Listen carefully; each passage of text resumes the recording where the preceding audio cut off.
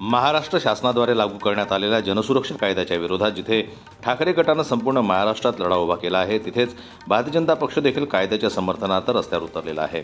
याच अनुषंगानं भारतीय जनता पार्टीतर्फे छत्रपती संभाजीनगर येथील क्रांती चौकात मोठी सभा घेण्यात आली।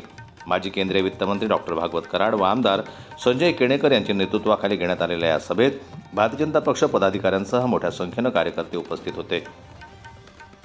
महाराष्ट्र विशेष जनसुरक्षा विधेयक याच्या समर्थनार्थ सर्व पक्षीय देशप्रेमी आज छत्रपती संभाजीनगर क्रांती चौक येथे जमलेले आहेत।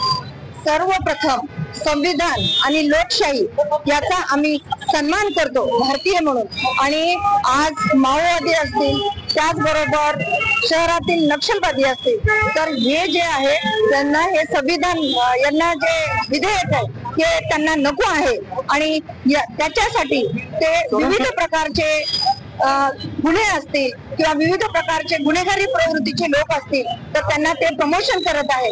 तर आपल्या महाराष्ट्राचे यशस्वी मुख्यमंत्री देवेंद्रजी फडणवीस यांनी हे विधेयक पारित केलेलं आहे, आणि या विधेयकाच्या समर्थनार्थ आम्ही सर्व देशप्रेमी छत्रपती संभाजीनगर येथे क्रांती चौकामध्ये जमलेलो आहोत, आणि खूप मोठ्या प्रमाणात आम्ही प्रदर्शन केलेलं आहे।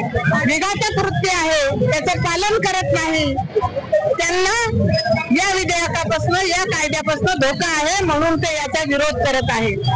हा कायदा जनसुरक्षा आहे, सर्वसामान्यांसाठी आहे, संविधानाचं पालन करण्यासाठी आहे, पण या देशविघातक शक्तीला याचं पालन करायचं नाहीये, अराजकता माजवायची आहे, म्हणून ते विरोध करत आहे।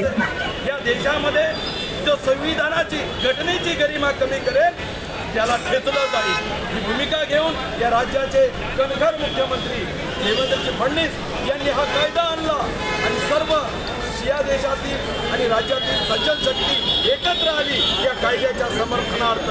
मला खऱ्या अर्थानं माझं भाग्य आहे, विधान परिषदेच्या सभागृहात मला या कायद्याच्या समर्थनार्थ बोलायची संधी मिळाली।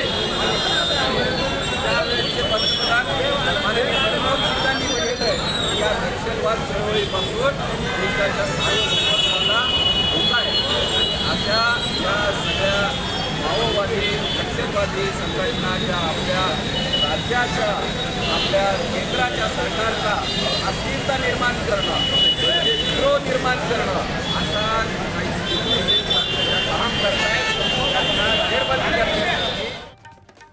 राज्यात विविध ठिकाणी जनसुरक्षा विधेयकाला विरोध होत असला तरी हा विरोध माओवादी आणि डाव्या कडव्या संघटनांकडून होत असून सामान्य जनतेतून या विधेयकाला मोठ्या प्रमाणात समर्थन मिळत असल्याचं मत आमदार केणेकर यांनी यावेळी व्यक्त केलं। जनसुरक्षा विधेयक हे माओवादी संघटनांसाठी चपराक आहे असंही ते म्हणाले। दरम्यान माजी केंद्रीय वित्तमंत्री भागवत कराड यांनीही आपले विचार मांडत देशभरातून या विधेयकाला व्यापक जनसमर्थन मिळत असून ते मिळायलाच हवं, जनतेच्या सुरक्षेसाठी हे विधेयक अत्यंत महत्त्वाचे आहे असं प्रतिपादन केलं। भारतीय जनता पक्षाने या माध्यमातून आपली स्पष्ट भूमिका जनतेसमोर मांडली आहे। जनमत लाईव्ह न्यूज करता छत्रपती संभाजीनगरहून दिलीप वरघट यांची रिपोर्ट।